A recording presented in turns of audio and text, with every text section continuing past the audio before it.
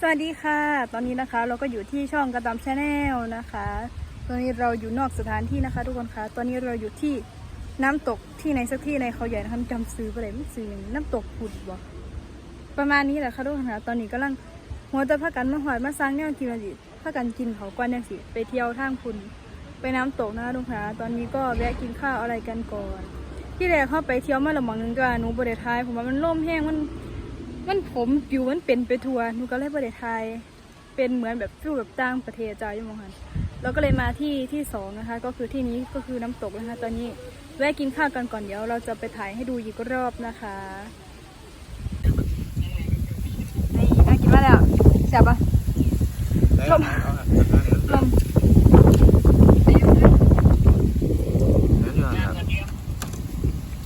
โอ้แมงแบบเหมือนจะซื้อนี่แหละ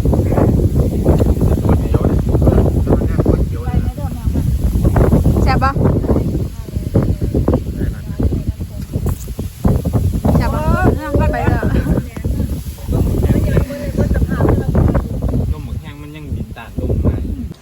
ตอนนี้เราเตรียมตัวจะไปพายเรือนะคะทุกคนนะ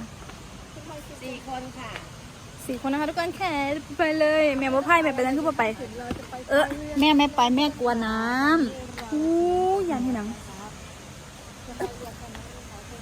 มีหนูมีไอตุยมีไอคิมมีเคสจะไปทำกัน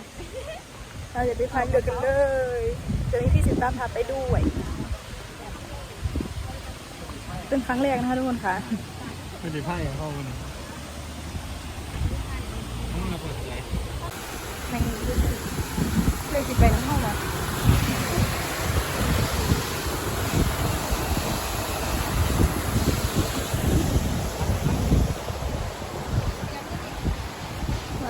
สวยจังเลย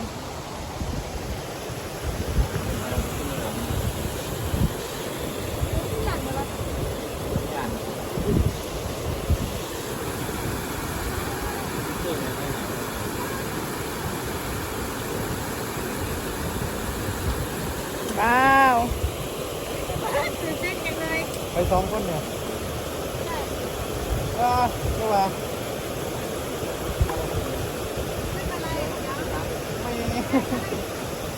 ไปเต็มมาหรอแล้วคนพายเราอยู่ทางหน้าหรือทางหลังนี่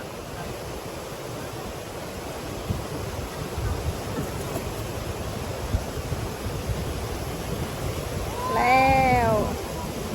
เราติดตามชมคลิปได้ที่ช่องมันแค่ชาแนลอีกคลิปนะคะทุกคนค่ะมันจะถ่ายแค่บางส่วนไปแล้วหนูได้ขึ้นกับพี่คิมนะคะทุกคนค่ะเขาจวดไปแล้ว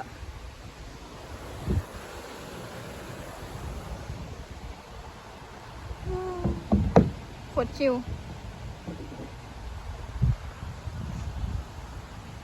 เป็นครั้งแรกเลยนะทุกคนนะไม่เคยไปพายเรือเขียงสิเห็นมันตื่นก็เลยกาลงแต่พอน่าจะตื่นแล้วมั้งมึงดูมันตื่นแต่ก็ทำอะไรกันครับทำไมติดอยู่ตรงนั้นล่ะครับไปในห้องเตรียมอยู่ขอบคุณค่ะเที่ยวทางสายนี่อยู่ทุกคนดูคนมีแฟนเมื่อคนมีแฟนว่ะเขาไปสวีทวิวัน2คนนะใส่เพลงก็ไททานิกไปวะเนี่ยสวยจังเลยทุกคนค่ะขออนุญาตไปพายเรือก่อนนะคะแล้วโน้ตสิถ่ายรูปเก็บบรรยากาศมาให้เรานำวาร์ปนะคะทุกคนค่ะตอนนี้เรามาไกลเติบแล้วนะคะทุกคนมาไกลเติบแล้วแต่ว่าไปไหนเพราะว่าเพิ่นท่านบอกให้กลับหนูกัดถ่ายรูปไปนั่นเก็บรูปถ่ายรูปให้ตุ้ยเคสไปด้วยรอดูภาพสวยๆได้เลยนะคะทุกคนค่ะเดี๋ยวขออนุญาตไปใส่ขออนุญาตพายเรือถ่ายรูปเล่นต่อก่อนนะคะทุกคนค่ะเดี๋ยวรูปจังถาเบิ้งค่ะให้ตุ้ยหรือว่าเคสลงยังได้เพจมีแต่รูปงามๆมันฟิลแบบว่าพายเรือเป็นคู่นะมันพายเรือเป็นคู่แล้วมันก็ถ่ายรูปได้มันก็เลยสวยแล้วมันแบบบรรยากาศดีมาก หนูขอตัวไปเก็บบรรยากาศอีกก่อนนะคะทุกคนค่ะ มาอีกที่แล้วนะคะทุกคนคะหลังจากที่เราไปพายเรือไปกินข้าวแล้วก็ถ่ายรูปกันนะคะทุกคนคะตอนนี้มาก็รถอีกยังก่อนเรามาขี่สปีดคัทนะคะทุกคนคะนี่เมื่อกี้หนูกับว่าที่ถ่ายคลิปอยู่ตัวหนูถ่ายไปหนูเข้าโทรศัพท์เครื่องนี้เอารูปออกจากกล่องอยู่วันนี้เราจะมาขี่สปีดคัทนะคะทุกคนคะหนูกับว่าขี่ก่อนเห็นเครียดหรือว่าเครียดแล้วมากขี่กันเลยมามีน้องแมวด้วยโอ้ my god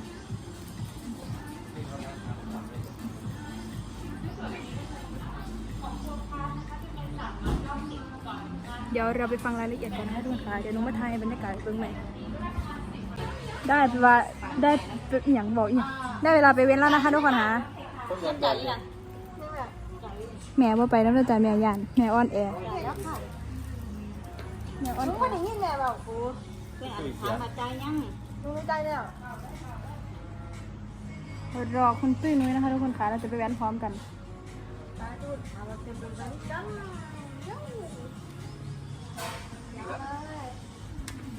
ตาย มันเป็นอื่น รอดตายแล้วนะคะทุกคนค่ะไปขี่มาแล้ว ถ้ามาม้วนมากับม้วนจ้ะแต่ว่าไม่ได้ใส่แห้งไรนิดนึงสนุกมากนะคะทุกคนค่ะดีฟิว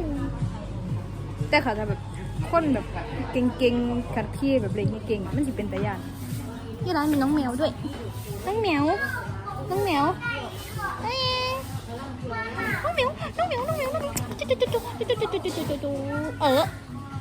น่ะน้องกัดเราใส่โซเชียล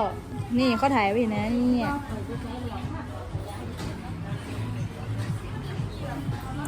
เราจะมาติดตามเราชมกันต่อว่าเราจะไปซอดที่ไหนอีกนะคะทุกคนค่ะตอนนี้เรามีเครื่องเล่นอีกเครื่องหนึ่งนะคะเป็น ATV งั้น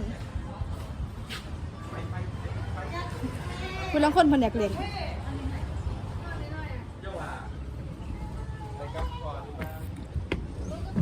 ต้องเพิ่มสะพานเปิดรับรถนะคะทุกคนค่ะถ้าหนูออกจากสนามมีอยู่ค่ะ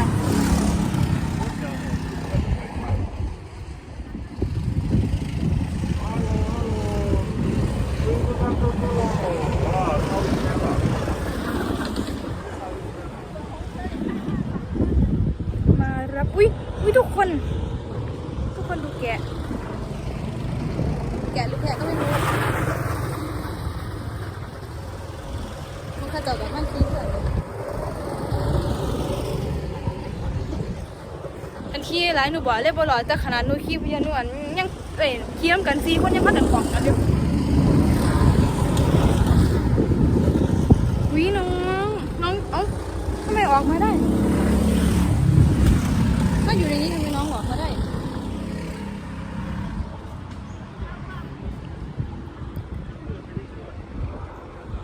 น้องอาบน้ำบ้างไหมเนี่ย โอ้ยหนูหิวคว้ากินแน่เพราะนะคว้ากินแน่วาสนา ขุดตัวนี้มันออกได้เขาจะไล่สวบเราไหม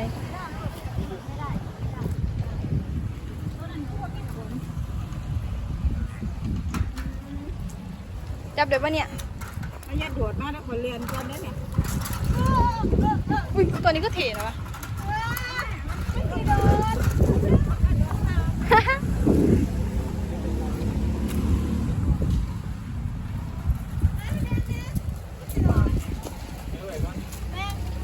no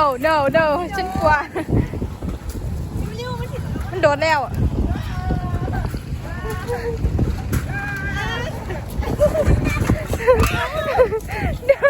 ประกาศดื้อ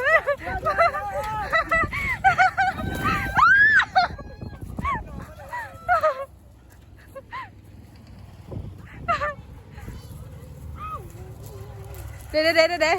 ให้แล้วมันแก้ไม่ได้ หมุนหรอเดี๋ยว มันมีส้นเข้ามาดิ มันส้นมันไม่โอ้ยมันมีเขาอยู่ว่ะน้องอย่าสวบมือเขานะ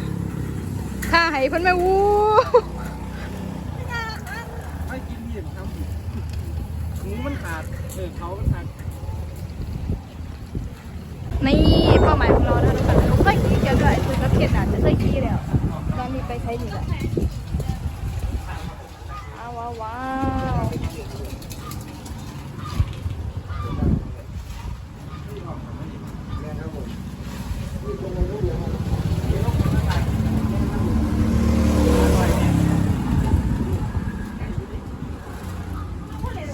อตัวไปเตรียมตัวแล้วก็ใส่หมวกกันนะคะ เอาให้ไม่นั่งอยู่ละลูกเปียกดอก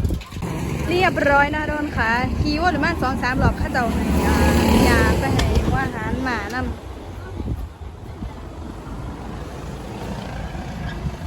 ชิวขึ้นหน่อยนี่เมื่อกี้เราขี่อันนี้มาครับ